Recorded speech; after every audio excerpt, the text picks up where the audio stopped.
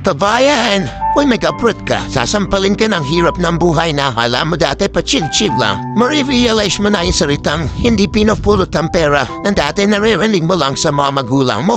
Marirealize mo na wala kang dapat pagkatiwalaan dito, hindi sa sarili mo. Marirealize mo na ang 5 oras na tulog ay sapat na para may patlaban na isang araw na patatrabaho at matututo kang pahalaga ng bawat sentimo sinasahod mo. Matututo kang magtiis at magpasensya kahit minsan ikaw nasa tama. Matututo kang maging independent o mag-isa dahil wala ka namang aasahan dito, hindi sarili mo lang. Matututo ka rin dito lumaban kahit ayaw mo na at hindi mo na kaya pero wala ka pa rin choice. Wala kang choice kundi kayanin na lang. Marirealize mo na hindi pala totoo yung sinasabi nila na masarap ang buhay dito sa abroad. Kasi pag nandito ka na, masasabi mo na lang talaga sa sarili mo na ang hirap pala. At totoo din yung sinasabi nilang lahat na nasa abroad ang pera pero wala dito ang saya. Kaya sa mga nagpabulak mag-abroad yan, patibayan ang loob dito at bawal ang mahina. Bawal at sumuko kasi dito mo mararanasan ang realidad ng buhay kung saan patatagan ng loob ang labanan.